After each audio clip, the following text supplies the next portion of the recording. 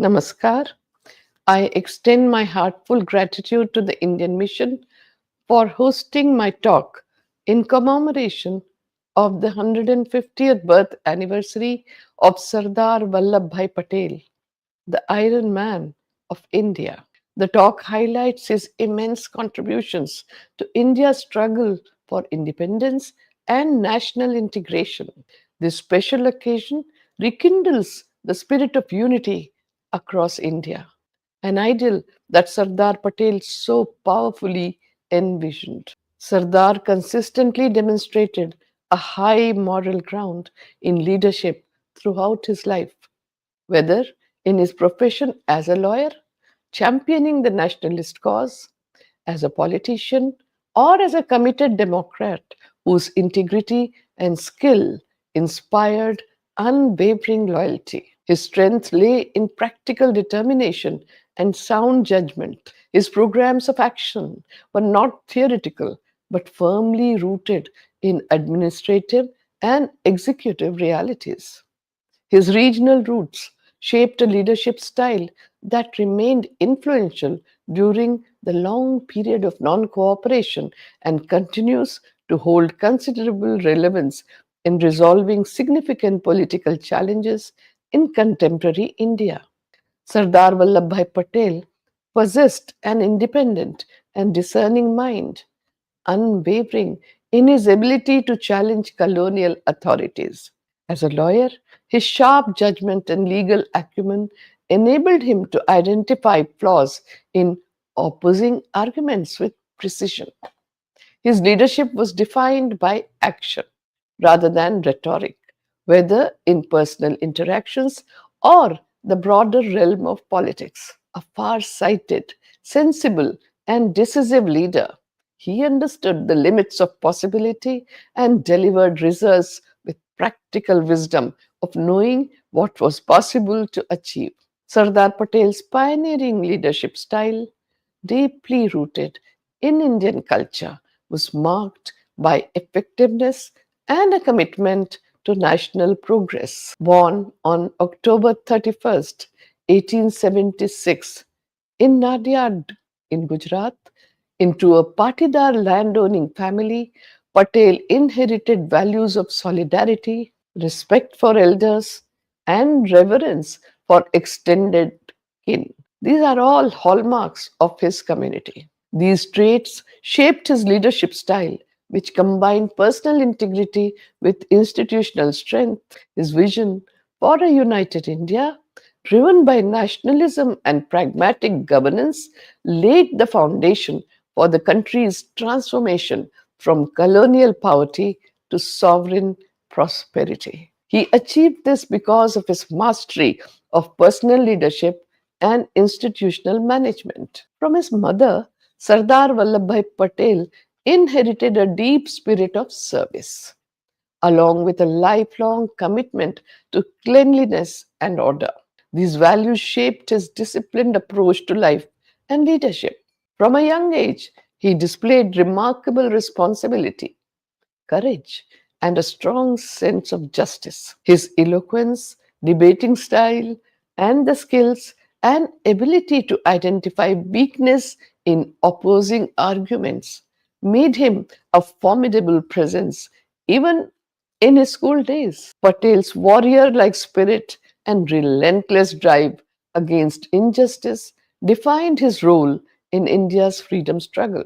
He possessed extraordinary persistence, fearlessness, and physical strength, which enabled him to endure hardships and lead with bold conviction.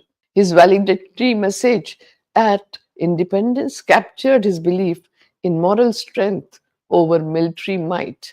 And I quote, "Freedom was not won by the sword and will not be protected by guns alone. Internally, it is the honest core of people and the true realization of the responsibilities of a free citizen that alone can save freedom." Unquote. Sardar Vallabhbhai Patel's legacy is defined by his pivotal role in unifying India after independence, especially through the integration of princely states. His sharp negotiation skills, administrative acumen, and unwavering commitment to national unity earned him the title Iron Man of India. As a leader from a rural background, his contributions to satyagraha and nonviolent civil disobedience movements were both pioneering and profound. Patel's inclusive and goal oriented approach, marked by total dedication and clarity of purpose, set a benchmark in public service and nation building. In the post independent India, Sardar Patel emerged as an astute leader and an insightful statesman and the unifier of modern India. As a nation builder, his unrelenting efforts towards the unity of the country brought success. A man of iron will and absolute fearlessness, integrated princely Indian states into the Indian Union. He is one of the prestigious leaders of the world who became immortal by uniting a scattered nation without any bloodshed. He took over as the nascent nation's deputy prime minister and the home minister at a very crucial juncture in history and devoted himself wholeheartedly to ensure that the country, which was already partitioned, remained intact and united. Sardar Patel may be regarded as an epitome, as a man who expressed the national consensus in practice, who symbolized and enacted Indian values. He was also known for his composure and determination to uphold law and order throughout the country. He judged people instantly and had the courage to reprimand the erring. Sardar Patel did so judiciously, though treating everyone with the same yardstick, and his helping hand reached high and low alike. A self taught legal mind, Sardar Patel aspired to become a barrister and began his journey by practicing law independently, saving diligently to study in England from 1910 to 1913. He rose to prominence as a criminal lawyer, known for his fearlessness, penetrating cross examinations, and deep grasp of human nature. His success, winning over 90% of his cases, stemmed from meticulous preparation, strategic insight, and an iron resolve.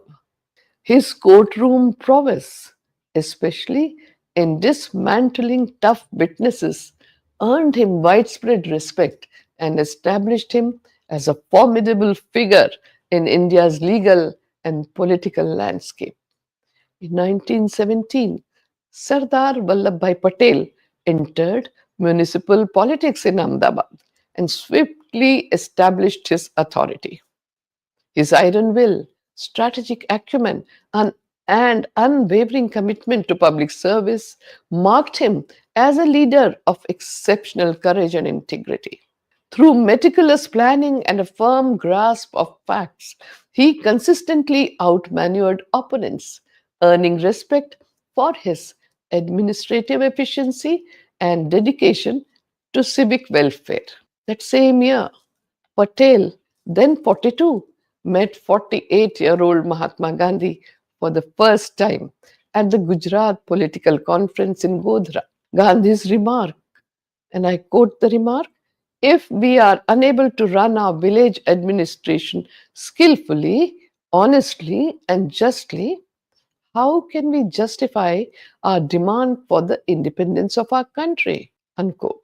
This sentence deeply resonated with Sardar Patel, whose rural upbringing and successful civic leadership in Ahmedabad exemplified those very ideals. The people of Gujarat began to see in Sardar Patel a rising national figure, an unrelenting crusader, a capable administrator, and a master negotiator. In 1917, Mahatma Gandhi's successive victories in three satyagrahas left a profound and lifelong impact on Sardar Patel. These movements stirred a mind that was resolute, analytical, and guided by reason. Mahatma Gandhi's transformation of Lokmanya Tilak's political mantra, and I quote, "Freedom is my birthright, and I will take it at any cost," unquote, into a mass movement resonated deeply with Sardar Patel. For Sardar Patel, the Champaran Satyagraha in Bihar marked the dawn of a new agrarian revolution. As a son of the soil, he was deeply moved by Mahatma Gandhi's commitment to rural India and his method of satyagraha. This pivotal moment drew Sardar Patel closer to Gandhi's ideology and methods, shaping his own path as a leader committed to justice, grassroots empowerment, and principled political action. Thus, Sardar Patel became Mahatma Gandhi's chosen deputy commander, and henceforth it was his support in planning and implementation which was the most significant contribution to the various satyagraha in India. Sardar Patel gave Gandhiji his intellectual brilliance, unstinted loyalty of a devoted, self sacrificing disciple endowed with extraordinary organizational ability. Sardar Patel successfully led the Kheda Satyagraha of 1918 in Gujarat. He was instrumental in fortifying Mahatma Gandhi's non-violent movement by building a disciplined cadre of satyagrahis and enforcing party discipline with resolute firmness. As Gandhi's trusted lieutenant, he was the only disciple empowered to independently lead satyagraha, beginning with the Kheda campaign. His leadership came to the fore during Gandhi's imprisonment in 1922, when Patel fearlessly steered the civil disobedience movement in Gujarat, earning national recognition for his unwavering commitment. Between 1923 and 28, Patel led several impactful satyagrahas, including the Flag Satyagraha, Borsad Satyagraha, and Bardoli Satyagraha, or nonviolent movements. The Bardoli Satyagraha, in particular, showcased his strategic brilliance and deep empathy for the agrarian community. Confronting unjust tax hikes, he united 80,000 villagers in peaceful resistance, earning the title Sardar from the people. His ability to mobilize grassroots support and maintain non-violence, even under British repression, marked a turning point in India's freedom struggle. Patel's role in the 1930 Salt Satyagraha further highlighted his foresight and organizational acumen. He prepared villagers for the protest and faced imprisonment for his efforts. His leadership exemplified the power of collective nonviolent resistance and the principle that oppressive regimes collapse when people withdraw consent. Admired for his tireless spirit and ability to maintain unity, Patel's legacy remains a cornerstone of India's journey to Swaraj. Sardar Patel's powerful speech at the August 8, 1942 meeting in Bombay marked his defining contribution to the Quit India movement. He rallied the nation with clarity and conviction, urging nonviolent resistance despite threats and criticism. Declaring it the final struggle for independence, he affirmed, and I quote, "We won't tolerate our slavery even for a moment," unquote, inspiring Indians to rise with courage and unity. Most of Sardar Patel's speeches carried a personal appeal. He understood his audiences and used rhetoric to build common purpose, but his leadership was defined more by action than words. After India's independence, Sardar Patel emerged as a visionary leader and the architect of national unity.